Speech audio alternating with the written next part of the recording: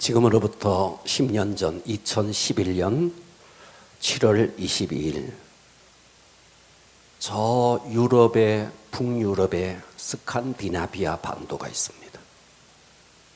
그 스칸디나비아 반도에 노르웨이가 있는데 노르웨이의 수도가 오슬로입니다. 그 오슬로에서 끔찍한 사고가 일어났습니다. 한 청년이 오슬로 청사 앞에서 폭발물을 가지고 그 자리에서 7명을 죽이고 여러 사람을 부상을 입히고 그리고 그 길로 우테위아 섬에 노동당 청년 캠프가 있었는데 그 행사장으로 가서 경찰을 위장한 채 무려 69명을 총으로 난사해서 그들을 죽였습니다. 단독범이었습니다. 그 스칸디나비아 반도는 평화를 추구하는 나라들이 있어서 너무나 끔찍한 세계적인 이슈가 됐습니다. 범인이 잡혔어요. 그 범인의 이름이 브레이비크라는 청년이었습니다. 32살 먹은 청년. 이 청년이 잡혔어요. 그래서 이 청년을 조사를 했습니다. 어떻게 혼자서 이렇게 끔찍하게 그 수십 명의 사람을 한순간에 죽일 수가 있나? 정신적으로 이상이 있나? 어떤 원한이 있었나? 정신적으로도 이상이 없었고 원한도 없었습니다. 우리는 여기까지는 뉴스를 통해서 잘 알고 있습니다. 그런데 이 아이가 청소년 시절 학교 다닐 때 항상 친구들에게 왕따를 당했습니다. 친구들에게 너무나 많은 괴롭힘을 당했습니다. 그날 또 한 친구들에게 왕따를 당하고 혼자 고독하게 있는데 한 친구가 다가왔습니다. 다가와서 도와주는데 자기가 그동안 경멸했던 나보다가 더 훨씬 못하다고 생각했던 그 친구가 다가와서 자기를 위로했으니까 그것까지도 자존심이 상했습니다.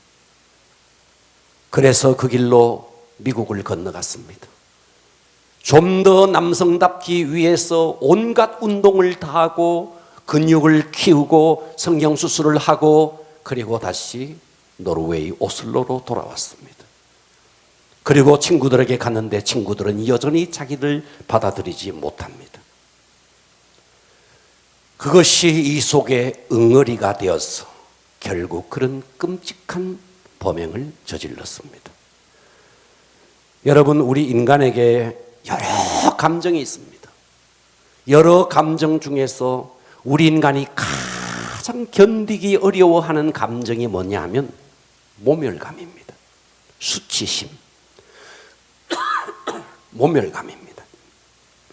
여러분, 동물들도 감정이 있어요. 동물들도. 여러분 집에서 키우는 애완견, 반려견도요, 감정이 있습니다. 좋아하는 감정이 있어요. 싫어하는 감정이 있어요. 기쁘면 꼬리를 흔들어요. 두려워하면 막 짖기도 하고. 그러니까 동물들도 두려움의 감정, 슬픔의 감정, 슬프면 눈물 흘립니다. 동물들도 이런 여러 가지 감정이 있어요. 그런데 동물들에게 딱 하나 없는 감정이 있습니다. 그게 뭐냐 하면 수치심이라는 겁니다. 동물들은 수치심이 없어요. 사람들은 쪽팔린다 그래요. 동물들은 쪽팔려 하지 않습니다. 두려움도 느끼고 기쁨도 느끼고 슬픔도 느끼고 다 느끼지만 불안한 것도 느껴요. 그런데 개가 수치심을 느끼지 않습니다. 이 수치심만은 우리 인간만이 가지고 있는 고유의 감정입니다. 그런데 놀랍게도 우리 인간이 불안하거나 때로는 여러 가지 공포심이 일어나거나 그보다가도 엄청난 파괴력이 있는 것이 뭐냐 하면 수치심이라는 거예요. 모멸감이라는 거예요. 그래서 이 수치심이 때로는 자기를 죽이기도 합니다. 두려움 때문에 죽지 않습니다. 수치심 때문에, 이 모멸감 때문에. 그래서 이 모멸감은 우리 속에서 끔찍한 파괴력을 가지고 있습니다. 지난 서울 전 시장이 왜 그렇게 죽었나요? 두려움 때문에요? 아니에요. 무서움 때문에? 아니에요. 걱정, 불안, 근심, 걱정 아니었어요. 수치심이었습니다. 외국에 가면 이런 동물원이 있습니다. 자, 여기에 사자의 우리가 있어요. 사람들이 사자의 우리에 와서 사자를 봐요. 사자의 우리를 지나면 코끼리의 우리가 있고, 코끼리의 우리를 지나면 기린의 우리가 있고, 여러 동물들의 우리들이 있는데 그 마지막 우리에 도착하면, 야, 저 마지막 우리에는 무엇이 있을까 싶어서 사람들이 기대하고 마지막 동물의 우리에 들어가 보면 거기에는 큰 거울이 있다는 거예요. 동물은 없고 거울이 있는 거예요. 그 거울 속에 서면, 거울 앞에 서면 자기가 비춰집니다. 이 동물원에서 어떤 장난을 하려고? 아닙니다. 여기는 엄청난 메시지가 있습니다. 그리고 그 거울 가장 아래쪽에 이렇게 적어놨습니다. 세상에서 가장 땡땡한 동물. 자, 이 땡땡이 뭘까요? 그 거울 앞에 서면 자기가 비치는데 그 거울 가장 아래에 세상에서 가장 땡땡한 동물. 그 땡땡이 뭘까요? 사자를 봤어요. 코끼리를 봤어요. 기린을 봤어요. 호랑이를 봤어요. 그리고 마지막 거울 앞에는 자기가 비치는데 그곳에는 세상에서 가장 땡땡한 동물. 여러분, 그 땡땡에 우리가 동물학적으로라든지 인문학적으로라든지 나는 과연 어떤 동물일까? 사람에 따라서 세상에서 가장 위대한 동물, 세상에서 가장 희한한 동물, 세상에서 가장 잔인한 동물, 세상에서 가장 다양한 동물, 거기에다가 땡땡한 동물. 그런데 그 동물원에서는 거기에 이렇게 적어놨습니다. 세상에서 가장 위험한 동물. 사자보다가도 호랑이보다가도 이 세상에서 가장 위험한 동물. 그 위험한 동물이 나라는 거예요. 여러분, 우리가 많은 동물들을 봅니다. 동물들을 가만히 보면은요, 동물들도 이목구비가 있죠. 눈이 있고, 귀가 있고, 코가 있고, 입이 있습니다. 그런데 많은 동물들 가운데 우리는 늘 봐서 모르지만, 여러분, 사자를 보세요. 이 머리통에 비해서 입이 얼마나 큰지. 악어를 보세요. 입이 얼마나 큰지. 하마를 보세요. 입이 얼마나 큰지. 두상 대비 사실 입이 가장 작은 동물은 우리 인간입니다. 사자도 입이 커요. 호랑이도 입이 커요. 악어는 입이 아주 막 사람이 통째로 들어가요. 그렇게 입이 커요. 그런데 모든 동물들 중에서 입이 가장 작은 동물이 인간이라는 거예요. 왜 그런지 아십니까? 호랑이나 사자나 그것은 오직 입이라는 것이 먹기 위해서 존재하는 거예요. 먹기 위해서 사냥하고 사냥하기 위해서 싸우고 그러기 위해서 입이 존재하는 거예요. 그러나 우리 인간은 먹는 것 이상의 소통하기 위해서, 먹는 것 이상의 대화하기 위해서. 그래서 악어가 여러분 말한다고 생각해 보세요. 얼마나 웃기겠어요. 그 큰 입으로, 하마가 그 큰 입으로 말한다고 생각해 보세요. 여러분은 요거만한 입으로 온갖 말을 다 하는 거예요. 요거만한 입으로. 그러면서 이 입으로 사람을 죽이기도 하고, 이 입으로 사람을 실족시키기도 하고, 이 입으로 사람을 난처하기도 하고, 이 입으로 사람을 수치스럽게도 하는 것입니다. 여러분, 몸집에 비해서 가장, 사실은 다른 동물에 비해서 우리 인간의 머리가 큽니다. 그런데 그 머리에 비해서 입은 작습니다. 우리는 그 입으로 다양한 말을 합니다. 그리고 그 다양한 말로 우리 주변에 너무나 많은 사람들을 고통스럽게 합니다. 우리 이 세상의 동물들 중에서 정신적인 고통을 가장 많이 느끼는 동물이 인간입니다. 여러분, 개.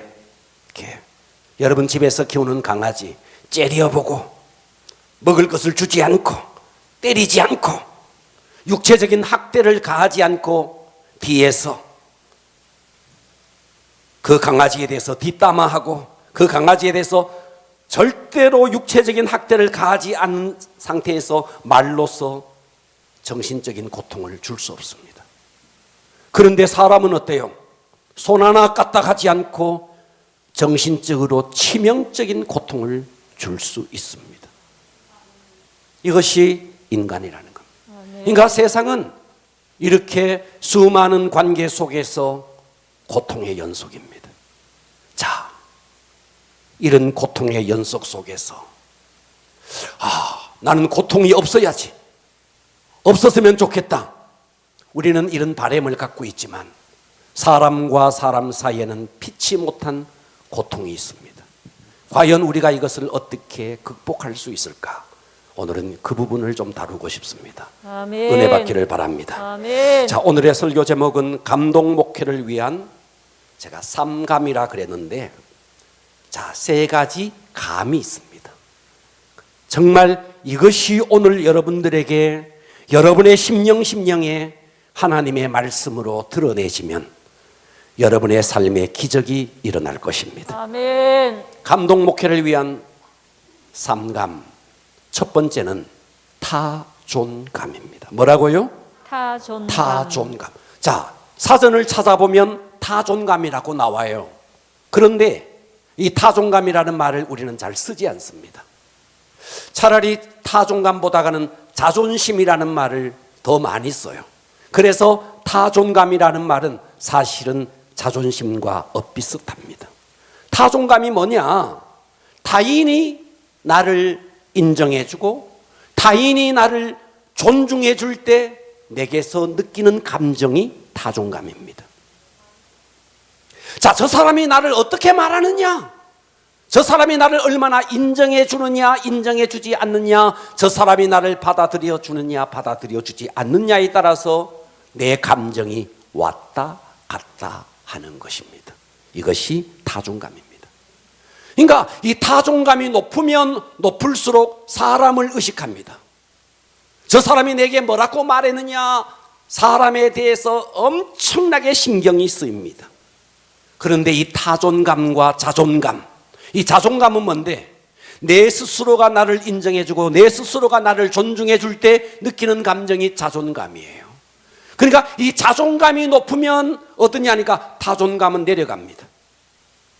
타존감이 높으면 자연스럽게 자존감이 낮다는 말입니다. 아멘. 그러니까 자존감이 높으면 남이 뭐라고 말하더라도 상관이 없어요. 내가 나를 존중하니까, 아멘. 내가 나를 인정하니까 누가 뭐라 그래도 거기에 휘둘리지 않습니다. 그런데 내가 나를 어떻게 여기느냐, 이것이 자존감이 낮아지면 다른 사람이 나에 대해서 어떻게 생각하느냐, 어떤 말을 하느냐, 나를 받아들여 주느냐에 따라서 감정이 완전히 바뀌게 되는 겁니다. 그러니까 이 타존감이 높으면 높을수록 인정을 구걸합니다. 누가 내게 칭찬해 주는가, 누가 나를 인정해 주는가, 인정에 목말라고 인정을 계속해서 받기를 원하는 겁니다. 그러나 자존감이 높으면 누가 나를 인정하든 누가 나를 인정하지 않든 상관이 없습니다. 왜? 내가 나를 존중하니까. 그래서 이 타존감이 높으면 높을수록 가장 문제는 뭐냐니까 자존심에 상처를 입습니다. 자존심이 뭘까요? 자존심은 남에게 굽히지 않고 자신의 품위를 지키려는 마음이 자존심입니다. 그러니까 이 자존심의 주인은 내가 아니에요. 남이에요. 남이 나를 어떻게 봐주느냐에 따라서 자존심이 상하는 거예요. 자존심의 주인은 내가 아니고 남이에요. 그러니까 다른 사람의 시선, 다른 사람의 말, 때로는 그냥 시선 하나 때문에도 이렇게 타존감이 높으면 자존심을 상해하는 거예요. 그러니까 이 사람은 항상 타인을 의식합니다. 다른 사람에 비교해서 자기 스스로가 자꾸만 무능하다고 생각합니다. 아, 나는 안 돼. 나는 처음부터 안 됐어. 내가 왜 이 모양 이 꼴이야. 항상 이런 말을 입에 달고 다닙니다.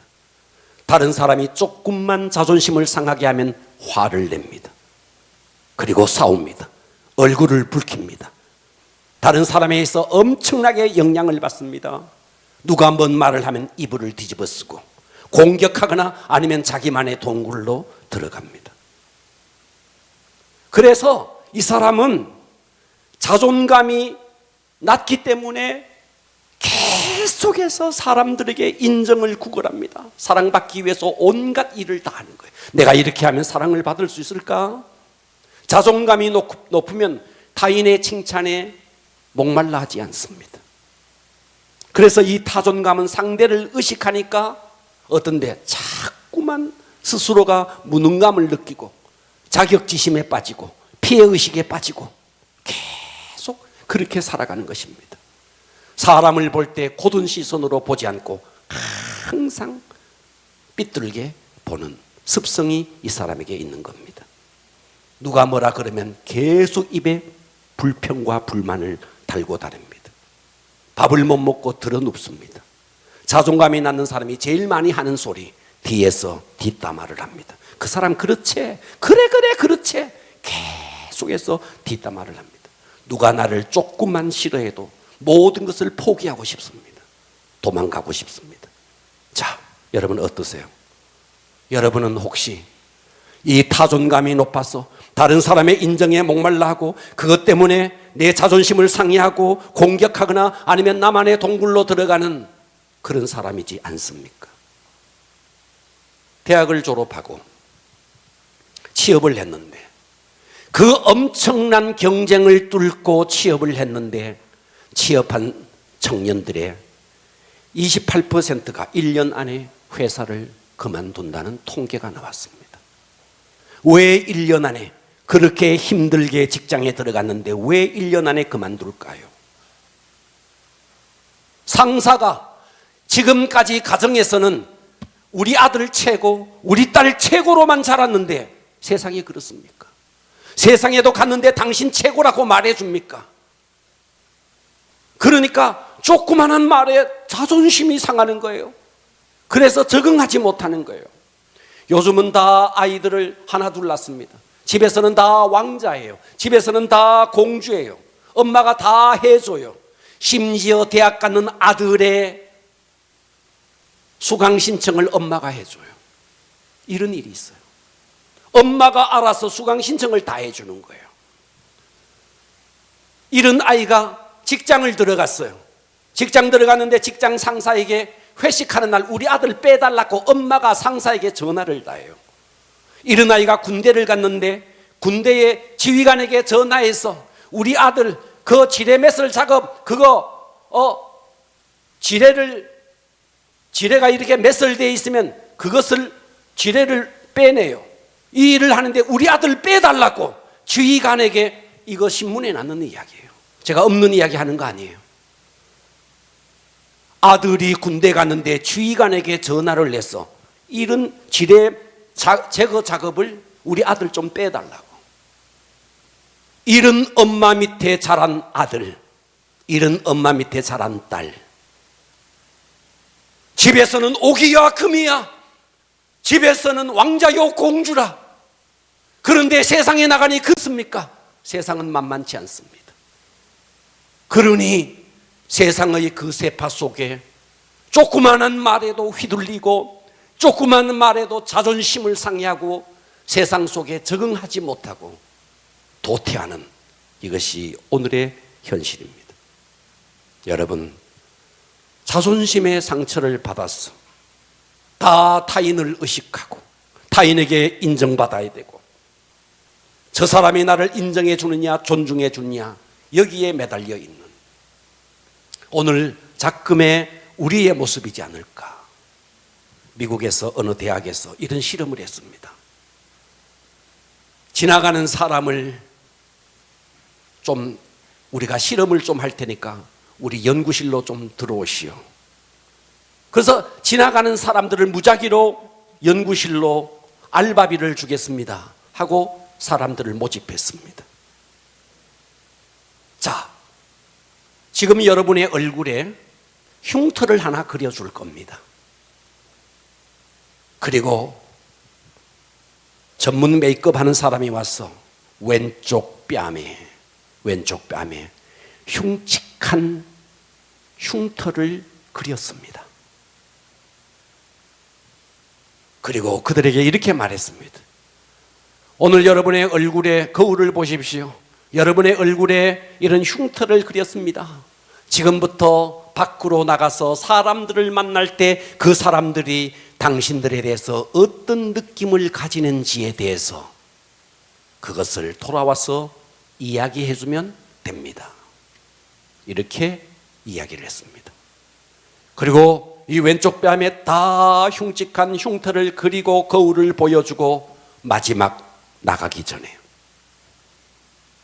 여러분 이런 상태로 나가면 쉽게 지워질 수 있으니까 지워지지 않도록 얼굴에 파우더를 발라드리겠습니다 하면서 붓으로 얼굴에 파우더를 바르는 척 하면서 그 흉터를 다 지워버렸습니다. 사람들은 다 자기의 왼쪽 뺨에 흉터가 있는 줄 알고 나가는 거예요. 나갔다가 돌아온 사람들의 100%의 이야기가 혼났다는 거예요. 불쾌해서 혼났다는 거예요. 사람들이 다 내 왼쪽 뺨만 보더라는 거예요. 사실은 흉터도 없는데. 여러분, 사람들은 나에 대해서 그다지 예민해하지 않습니다. 사람들은 여러분의 각자에 대해서 그다지 관심 있어 하지 않습니다. 그런데 우리는 어떠냐니까, 내가 가진 단점, 내가 가진 허물에 대해서 내가 민감하고 누가 나에게 뭐라고 말할까 거기에 집중되어 있는 것입니다. 자격지심이라 그러는 거예요. 여러분, 자격지심의 격자가 뭔지 아십니까? 이 격자가 말이죠, 부딪힐 격입니다. 파도가 바위에 콱 부딪히듯이. 그래서 자격지심이라는 것은 스스로 자기를 옥죄면서 내적 갈등에 부딪히는 것이 자격지심이에요. 그러니까 이 자격지심은 사실은 바깥에 있는 것이 아니고 내부에 있는 것입니다. 여러분 자신을 돌아보세요. 나는 얼마나 다른 사람의 시선에, 다른 사람의 인정에, 다른 사람의 존중에 내가 지금까지 얼마나 목말라 있었는지. 이것은 타존감, 다른 사람이 나를 인정해 줄 때 느끼는 감정, 그것 때문에 자존심 상해하는 것입니다. 두 번째 감정이 있습니다. 이 두 번째 감정은 자존감입니다. 뭐라고요? 자존감. 과격하게 뭐라고요? 자존감. 자존감입니다. 자존감은 뭐냐? 내 스스로가 나를 인정해주고 내 스스로가 나를 존중히 여길 때 느끼는 감정이 자존감입니다. 자존심과는 달라요. 그러니까 이 자존감의 주인은 누구냐니까 나예요. 자존심의 주인은 상대예요. 타존감의 주인 또 상대예요. 그러나 자존감의 주인은 나예요. 그러니까 내가 주인인 것입니다. 그러니까 남의 시선을 그다지 의식하지 않습니다. 남의 인정에 목말라 하지 않습니다. 남의 존중에 목말라 하지 않습니다. 이 자존감이 높은 사람은 자기의 타고난 성향 있는 그대로 자기를 받아들이고 자기를 존중합니다. 남과 비교하지 않습니다. 나에게 없는 것이 상대에게 있어도 부러워하지 않습니다. 그것 때문에 상실감을 느끼지 않습니다. 나는 나로서 만족한 것입니다. 아멘. 그렇다고 이 부족한 것을 그냥 두는 것이 아닙니다. 자기 개선을 위해서 부단히 노력하는 사람입니다. 이 사람은 자존감이 높은 사람입니다. 아멘. 여러분, 우리나라 사람인데 일본으로 건너갔어. 일본 야구계에서 정말 어마어마한 성적을 낸 사람이 있습니다. 그 사람이 누구냐 하면 장훈이라는 사람입니다. 인동장시 장훈. 경상남도 창녕이 고향이었습니다. 삼촌이 먼저 일본으로 건너갔고 아버지가 따라서 1939년 우리나라가 황제로 일본의 식민지로 있던 그 시대 일본으로 건너갑니다. 일본에 가서 고물상을 해요. 그리고 그 이듬해 장훈이 태어납니다. 1940년 일본에서 태어나요. 제일교포죠. 이 아이는 어려서부터 다른 아이보다 머리 하나가 더 있을 만큼 키가 크고 몸집이 좋았답니다. 야구를 너무너무 잘하니까 그래서 일본에서 너 한국 사람으로 있지 말고 일본 사람으로 귀화해. 한국은 그때 경제가 너무 어려웠고 일본은 경제가 엄청나게 성장해 있었습니다. 너가 일본인으로 귀화만 하면 엄청난 좋은 대우를 해주겠다고. 그래서 집에 와서 어머니에게 상의를 합니다. 어머니, 지금 일본에서 이런 제의를 합니다. 그때 어머니가 이런 지하에 거절합니다. 돈 그거 뭐라고? 너는 나라까지 팔아먹니? 돈 그거 뭐라고? 너는 나라를 팔아먹어야 되니? 너는 한국인이야. 너는 한국인이야. 돌아가서 귀화하면 어마어마한 그런 대우를 해주겠다. 그들 앞에 가서 이렇게 말합니다. 와다시와 한국인 데스. 나는 한국 사람입니다. 이 사람이 어디 들어갔느냐 하면 요미우리 자이언츠에 들어갔어요. 요미우리 자이언츠. 타석에 섰습니다. 관중 속에서 조센징 빠가야로 그러면서 물컵이 날아오고 휴지가 날아오고 물병이 날아오고 관중들이 다 일어나서 조센징 빠가야로. 여러분, 빠가야로가 뭐예요?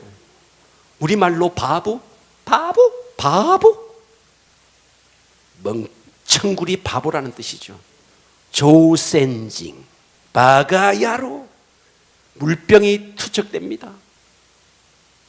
그때 이 장군은 그들의 소요가 잠잠해질 때까지 가만히 기다리다가 이 장군 선수는 관중 속으로 올라갑니다. 그리고 그들 앞에서 인격을 갖추고 침착하게 또박 이렇게 말합니다. 와다시와 한국인 데스. 와다시와 한국인 데스. 나는 한국 사람입니다. 그리고 그 길로 내려와서 타석에 서서 투수가 공을 와인드업해서 던지는데 휘둘렀는데 장외 홈런이 됐습니다. 여러분, 나를 비난하는 소리는 어디에서부터 시작되는지 아십니까? 남이 나를 비난하는 게 아닙니다. 나를 비난하는 첫 소리는 내 속에 있습니다. 남이 아무리 조센징 빠가야로 해도 내 속에 와다시와 한국인 데스. 나는 한국 사람입니다. 이 자존감이 딱 있으면 아무리 누가 나를 비난해도 그 비난하는 소리에 휘둘리지 않습니다. 아멘. 그 휘둘리는 소리는 사실은 다른 곳에 있는 게 아닙니다. 내 속에 있는 것입니다. 아멘. 명심하십시오. 비난하는 소리의 첫 소리는 내가 내는 겁니다. 아멘. 내가 만일 나를 비난하지 않고 내가 비난하는 소리를 내지 아니하면 다른 사람이 나를 비난해도 시간이 지나면 소멸돼 버립니다. 아멘. 그런데 그 비난하는 소리의 꼬리를 내가 잡고 있는 것입니다. 그래서 그 주변 사람들은 내가 나를 비난하는 그 촛소리를 듣고 계속해서 세상은, 사회는, 이웃은 나를 비난하는 것입니다. 내가 만일 나를 비난하는 촛소리를 내지 아니하면 시간이 지나면 그 비난하는 소리는 금방 소멸됩니다. 아멘. 사람들은 그다지 나에 대해서 관심 있어 하지 않습니다. 아멘. 아무리 조센징 빠가야로 아무리 나를 비난해도 아니야. 내 속에는 당당한 나는 한국인이야. 이 자존감이 분명하면 누가 어떤 소리를 해도 우리는 휘둘리지 않습니다. 아멘. 여러분 생각해 보십시오. 여러분과 똑 닮은 사람이, 여러분과 똑 닮은 쌍둥이가 계속해서 여러분을 졸졸졸졸졸졸 따라다니면서 너는 왜 이 꼴이야? 너는 왜 이것밖에 못해? 너는 왜 그따위의 삶을 살아? 계속해서 여러분을 비난한다면 살맛이 나겠습니까? 그런데 아십니까? 여러분을 졸졸졸졸 따라다니면서 여러분을 비난하고 여러분을 조롱하는 사람이 이웃이 아니에요. 나예요. 내 속에 있는 거예요. 아멘. 사실은 나를 비난하는 첫 소리는 내가 내는 것입니다. 아멘. 그러나 나와 똑 닮은 쌍둥이가 계속해서 나를 따라다니면서 야, 너 멋있어, 너 잘해, 너는 잘할 수 있어, 나는 너가 그렇게 해낼 줄 알았어, 이렇게 격려하고 칭찬하는 그 쌍둥이도 내 속에 있는 거예요. 아멘. 비난의 첫 소리도 격려의 첫 소리도 우리는 사람에게서 구하지 않아야 됩니다. 아멘. 내 속에서 구해야 됩니다. 아멘. 내가 나를 어떻게 생각하느냐. 여러분, 우리가 인생을 살아가면서 응원받으면서 살 때도 있지만 비난받고 우리가 계속해서 나를 욕하고 나를 힐난할 때 있습니다. 주변에서 나를 야유할 때 있습니다. 칭찬만 있는 것이 아닙니다. 비난과 야유가 우리에게 계속해서 빗발칠 때가 있습니다. 오래전에 우리나라 드라마 가운데 아들과 딸이라는 드라마가 있었습니다. 아주 오래전입니다. 한 집에 7대 외동 아들이 태어납니다. 딸의 쌍둥이. 먼저 나온 딸이 후남이었습니다. 늦게 나온 아들이 귀남이었습니다. 이 후남이는 딸이라는 단 한 가지 이유 때문에 어머니에게 차별받습니다. 똑같은 생일날 귀남이는 생일상을 받습니다. 그날 후남이도 생일인데 후남이는 그 생일상을 차립니다. 초등학교 입학하는 날 귀남이는 엄마의 등에 업혀가는데 후남이는 옆에 걸어갑니다. 고등학교 들어갑니다. 귀남이는 자전거를 사주는데 후남이는 걸어갑니다. 이 후남이는 고등학교도 가지 못할 뻔했는데 워낙 공부가 1등 하니까 우등생으로 장학생으로 들어갑니다. 대학 입학 시험을 치는데 전교 1등이라 항상 다른 사람들은 이 후남이를 다 인정해 주는데 엄마만큼은 이 후남이 때문에 귀남이의 인생길을 막는다고 계속해서 못마땅해 합니다. 대학 시험을 보는데 귀남이는 떨어졌습니다. 후남이는 가족들 몰래, 식구들 몰래 가서 시험을 쳤는데 합격했습니다. 그것이 들통나 어머니에게 엄청나게 두들겨 맞습니다. 온갖 악담을 다합니다. 귀남이 앞길을 막는다고 온갖 악담을 다합니다. 급기야 집에 돈이 없어지자 후남이를 범인으로 몰아갑니다. 참고 참았던 이 후남이가 가출을 합니다. 서울로 상경했습니다. 온갖 어려움을 겪고 그리고 방송통신대를 들어가고 우여곡절 끝에 고등학교 국어 선생님이 됩니다. 그리고 귀남이의 학교 동료였던 한석호라는 현직 검사를 만나서 결혼합니다. 지독한 차별, 끝없는 야유, 끝없는 비난, 그 결핍 속에서도 끝까지 놓지 않았던 것이 무엇이었습니까? 자존감이었습니다. 누가 아무리 나를 비난해도, 누가 나에게 아무리 야유를 퍼부어도 내 스스로가 나를 존귀하게 여기는 이 자존감, 이 자존감이 있으면 남을 의식하지 않습니다. 남이 나를 인정해 주지 않더라도, 남이 나를 존중해 주지 않더라도 스스로 얼마든지 극복할 수 있습니다. 할렐루야. 아멘. 세 번째 감입니다. 세 번째 감은 주존감입니다. 이 주존감은 뭐냐? 주님이 나를 인정해 주고 주님이 나를 존중해 줄 때 느끼는 감정입니다. 아멘. 오늘 본문은 이렇게 말합니다. 고린도후서 5장 17절. 그런즉 누구든지 그리스도 안에 있으면 새로운 피조물이라. 그리스도 안에 있으면 새로운 피조물이라. 아멘. 이전 것은 다 지나갔다는 것. 아멘. 보라 새 것이 되었도다. 아멘. 지금까지 나를 볼 때 일이나 학업이나 그 어떤 일을 할 때 사람들이 나를 어떻게 생각해 주느냐, 또 내가 얼마나 성취를 했느냐에 따라서 나는 계속해서 나를 봤습니다. 그런데 16절은 이렇게 말했어요. 그러므로 우리가 이제부터는 어떤 사람도 육신을 따라 알지 아니하노라. 바울은 그랬습니다. 바울은 과거에 육체를 따라 자기를 알았습니다. 육체를 따라 자기를 알 때는 굉장한 사람이었습니다. 8일 만에 할례를 받았고 가말리엘 문화생이었습니다. 베냐민 지파였습니다. 최고였습니다. 그런데 예수를 봤습니다. 예수를 보니까 요셉의 아들이었습니다. 목수였습니다. 나사렛 촌놈이었습니다. 그랬던 그가 거듭났어요. 하나님 안에서 새로운 피조물이 됐어요. 그는 이렇게 고백하는 거예요. 그러므로 우리가 이제부터는 어떤 사람도 육신을 따라 알지 아니하노라. 아멘. 비록 우리가 그리스도도 예수도 육신을 따라 알았다는 겁니다. 육신을 따라 알 때는 요셉의 아들 목수요 나사렛 촌놈이었습니다. 그러나 내가 예수를 알고 내가 거듭나니 예수가 그런 분이 아니었습니다. 아멘. 이제부터는 그같이 알지 아니하노라. 아멘. 할렐루야. 아멘. 여러분, 제가 신학교 다닐 때 실제로 있었던 일입니다. 제 신학교 동료 가운데 같은 동기였습니다. 동기 가운데 이 이야기는 제가 전에도 한번 했어요. 동기 가운데 잡지의 표지의 모델이 될 정도로 대단한 미인이었습니다. 부모님이 얼마나 잘 살았는지, 또 이 아이가 공부를 얼마나 잘했는지 서울대를 나오고 외국에 유학을 했고, 그리고 제가 다녔던 신대원에 들어왔습니다. 대학 졸업 선물로 아버지가 빨간 스포츠카, 뚜껑이 없는 빨간 스포츠카를 선물로 해줬습니다. 제가 그 차를 몇 번 타봤습니다.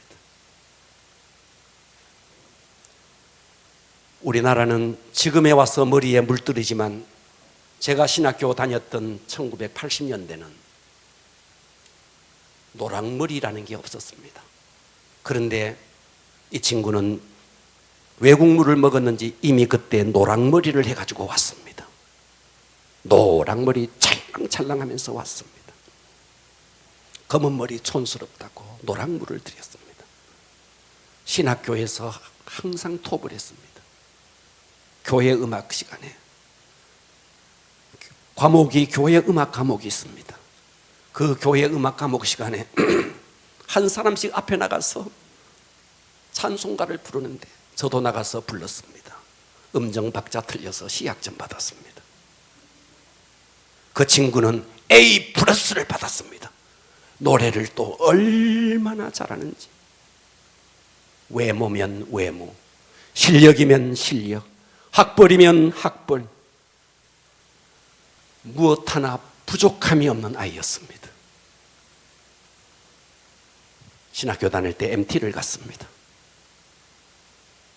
그날 MT를 하는데 둘째 날 밤인가요? 로비에 늦은 밤에 한 10시쯤 됐는 것 같아요. 혼자서 커피를 마시고 있었습니다. 그 친구가. 그래서 왜 이렇게 늦냐고 혼자서 막 울고 있었습니다. 왜 그러냐고. 이 친구는 제게 이렇게 말했습니다. 나는 내가 너무 싫다고. 내가 너무 싫다고. 날마다 자기가 싫어서 자학하고 밤마다 잠을 자지 못하면서 운다는 거예요.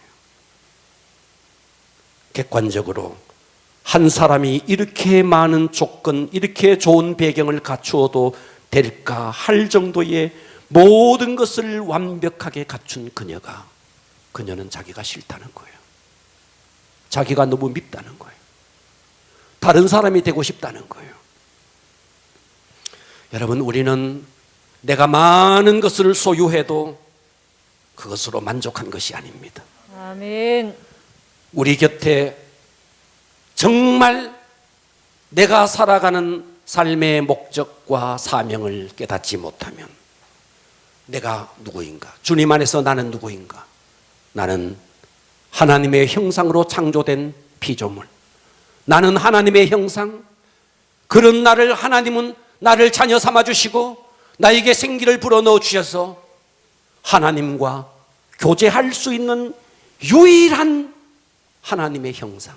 아멘. 그런데 내가 죄를 지어 하나님을 떠났을 때 하나님은 결코 나를 포기하지 아니하시고 그가 친히 이 땅에 오셔서 육신을 입고 우리의 모든 죄를 다 사하여 주시고 물과 피를 다 흘려주시면서 끝까지 나를 포기하지 않고 나를 잡아주시며 다시 하나님의 자녀의 자리로, 존귀한 자리로 회복시켜준 나는 거듭난 자, 나는 하나님의 자녀. 아멘.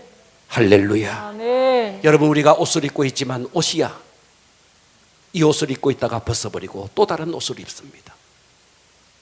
내 배경, 내가 갖고 있는 성취, 내가 갖고 있는 그 모든 것은 이 옷처럼 낡아지고 시간이 지나면 벗어져 버리지만 하나님 앞에서, 하나님 안에서 나라는 이 존귀한 하나님의 자녀, 거룩한 왕같은 제사장, 이것은 세월이 지나도, 아니 이 천지가 없어져도 결코 없어지지 아니하는 왕같은 제사장인데, 우리는 주님이 나를 어떻게 인정하느냐, 주님이 나를 어떻게 바라봐 주느냐, 여기에 대한 관심이 없고 다른 사람이 나에 대해서 어떻게 생각하느냐. 여러분, 바울 보십시오. 빌립보서 3장 4절에 보면 이렇게 말합니다. 바울이 자기 육체를 신뢰할 만했대요. 만일 누구든지 다른 이가 육체를 신뢰할 것이 있는 줄로 생각하면 나는 더욱 그러하대요. 바울은 굉장한 사람이었습니다. 나는 8일 만에 할례를 받았고 이스라엘 족속이요 베냐민 지파요 히브리인 중에 히브리인이요 율법으로는 바리새인이요 열심으로는 교회를 박해하고 율법의 의로는 흠이 없는 자였다는 거예요. 그런 어마어마한 세상의 프라이드를 갖고 있었던 바울. 그러나 7절 보십시오. 그러나 무엇이든지 내게 유익하던 것을 내가 그리스도를 위하여 다 해로 여길 뿐더러 또한 모든 것을 해로 여김은 내 주 그리스도 예수를 위하여 다 해로 여길 뿐더러. 아멘. 8절은 다 같이 합독합니다. 시작. 또한 모든 것을 해로 여김은 내 주 그리스도 예수를 아는 지식이 가장 고상함이라. 내가 그를 위하여 모든 것, 이 모든 것이 뭔데요? 지금까지 그가 추구했던, 지금까지 얻었던 그 모든 것을 뭐처럼? 배설물처럼 버려버린다는 것입니다. 아멘. 9절 다 같이 합독합니다. 시작. 그 안에서 발견되려 함이니 내가 가진 의는 율법에서 난 것이 아니요 오직 그리스도를 믿음으로 말미암는 것이니 곧 믿음으로 하나님께로부터 난 의라. 아멘. 그는 육체적으로 자랑할 것이 많았습니다. 프라이드가 강했습니다. 그러나 알고 보니까 그건 다 배설물이었다는 것입니다. 무엇을 알고부터? 예수를 알고부터 그렇게 됐다는 겁니다. 여러분, 천지 만물을 창조하신 여러분은 그분의 아들입니다. 아멘. 여러분, 그 존귀한 감을 여러분 가지셔야 됩니다. 아멘. 세상이 누가 나를 야유를 퍼부어도, 누가 나를 비난해도 괜찮습니다. 아멘. 이 천지를 창조하시고 통치하시는 그분이 나를 가장 귀하게, 아멘. 나를 가장 존귀하게, 아멘. 우리가 이 땅에서 좀 잘 살면 좋은 거죠. 그러나 못 살아도 괜찮아요. 아멘. 왜요? 하나님이 나를 그렇게 인정해 주니까. 아멘. 우리가 이 땅에서 건강하게 살면 좋아요. 그러나 괜찮아요. 병이 들어도 괜찮아요. 병이 든 나를, 사람들은 나를 무시하고 사람들은 나를 비난할지라도 결코 나를 비난하지 않는 분이 계시니 그분은 우리의 아버지십니다. 아멘. 하나님이 나를 이렇게 인정해 주면 되는 거 아닙니까? 아멘. 누가 나를 어떻게 생각하든 그것에 무엇이 우리가 그렇게 중요한 것입니까? 나를 볼 때 내 육체적으로 가진 것이 없고 내가 성취한 것이 없고 아무것도 없다 할지라도 주존감, 주님이 나를 어떻게 인정하시고 주님이 나를 어떻게 존중히 여기시느냐, 이 주종감이 강해지면 나는 영생 얻을 하나님의 자녀입니다. 아멘. 무엇이 두렵습니까? 아멘. 돈이 없다는 사실은 조금 불편할 뿐입니다. 그것 때문에 우리가 자존심 상해할 이유는 없다는 것입니다. 내가 이 땅에서 성취하면 좋겠지만 성취 못해도 괜찮습니다. 성취 못한 것 때문에 하나님이 너는 내 아들이 아니야, 그럴 리가 만무합니다. 솔로몬을 보십시오. 인물과 직업과 모든 것을 봤을 때 이 땅에서 최고의 사람이었습니다. 그러나 그가 하나님 앞에서 존귀하게 발견되기 전에는 바람이었다는 겁니다. 자기가 얻었던 모든 것이 해 아래서 바람을 잡는 것과 같았다는 것입니다. 아멘. 타존심이 뭡니까? 타존심은 다른 사람이 나를 어떻게 인정해 주느냐, 거기에 따라서 내 감정이 왔다 갔다 하는 것입니다. 타존심, 타존감. 그러면 자존감은 뭡니까? 다른 사람이 뭐라 그래도 내가 나를 어떻게 여기느냐는 것입니다. 그렇다면 주종감은요, 남들이 나를 볼 때 어떠하다 할지라도, 내가 나를 볼 때 별 볼 일 없어 보인다 할지라도 변치 아니하시는 하나님, 그분이 나를 볼 때 나는 새로운 피조물이고 아멘. 왕같은 제사장이고 아멘. 하늘의 영원한 기업을 얻을 자라는 것입니다. 아멘. 할렐루야. 아멘. 제가 마지막으로 이 말씀만 드리고 말씀을 마치겠습니다. 우리나라에 부흥회를 온 미국의 목사님 가운데 로버트 슐러 목사님이 계셨습니다. 이 목사님이 한국에 부흥회를 왔습니다. 부흥회를 와 있는 동안에 미국에서 연락이 왔습니다. 딸이 교통사고가 났다고. 돌아가는 길에 비행기를 타고 가면서 어떻게 우리 딸을 위로해 줄까? 어떻게 우리 딸을 위로해야 되나? 그리고 미국에 갔더니, 병원에 갔더니 중환자실에 산소 마스크를 끼고 있습니다. 보니까 다리 하나가 없어요. 다리 하나가 완전히 잘라져 버렸습니다. 아버지가 울면서 딸에게 말합니다. 어떡하냐 우리 딸, 사랑하는 우리 딸 어떡하냐, 다리가 이렇게 없었어. 그때 이 딸이 이렇게 이야기합니다. 아빠, 내가 다리 하나 없다고 해서 내 인생 잃어버린 거 아니에요. 이 일을 통해서 하나님이 하실 일이 있을 거예요. 내가 사고가 난 다음에 하나님 앞에 기도했는데 하나님께서 나를 장애의 자를 도우는 일로 나를 부르시는 것 같아요. 이 아이가 병원에서 퇴원을 했고 이제는 자기 다리가 아닌 의족을 차고 쩔뚝쩔뚝 절면서 걷게 되었습니다. 딸을 위로하기 위해서 가족이 함께 카리브 해안에 유람선을 타고 여행을 갔습니다. 그 미국 남쪽에 카리브 해가 있는데 거기에 해변이 그렇게 멋있답니다. 그 백사장에 그 숱한 청춘 남녀들이 백사장에 해수욕복을 입고 해수욕을 합니다. 그런데 이 딸이 다리 하나가 없는 상태에 의족을 차고 해수욕복을 입고 바닷속으로 뛰어들었습니다. 사람들이 다 쳐다봤습니다. 어떻게 저 몸으로 비키니를 입고 다른 사람의 시선은 아랑곳하지 않고 저렇게 수영할 수 있단 말인가. 사람들이 다 그런 눈으로 봤습니다. 마지막 돌아오는 길에 그 유람선에서 선장이 파티를 열어줬습니다. 파티가 무르익어가던 즈음에 장기자랑을 했습니다. 누구든지 나와서 장기자랑을, 노래를 불러도 좋고 유머를 해도 좋고. 그때 이 로버트 슐러 목사님의 딸이 의족을 찬 채로 뚜벅뚜벅 앞으로 걸어갔습니다. 모든 사람들의 시선이 집중됐습니다. 안 그래도 이상했는데 이 딸이 마스크를 잡고 이렇게 이야기했습니다. 사랑하는 여러분, 일주일 동안 여러분과 함께해서 너무 행복했습니다. 일주일 동안 여러분들은 저에 대해서 무척 궁금했을 거라고 생각합니다.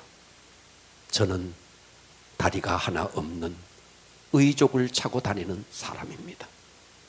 그러나 내 생애에 가장 중요한 것은 내 걸음이 아니라 내가 누구와 함께 걷느냐, 이것이 내 인생의 중요한 것입니다. 나는 비록 이렇게 걸을지라도 나와 함께 걷는 분이 계십니다. 그분이 하나님이십니다. 아멘. 그러면서 사고 경위를 쭉 이야기를 하고 그 자리에서 하나님 앞에 찬양을 올려드렸습니다. 주 하나님 지으신 모든 세계, 그 찬양을 올려드리는데 그 배에 탔던 모든 사람들이 울기 시작했습니다.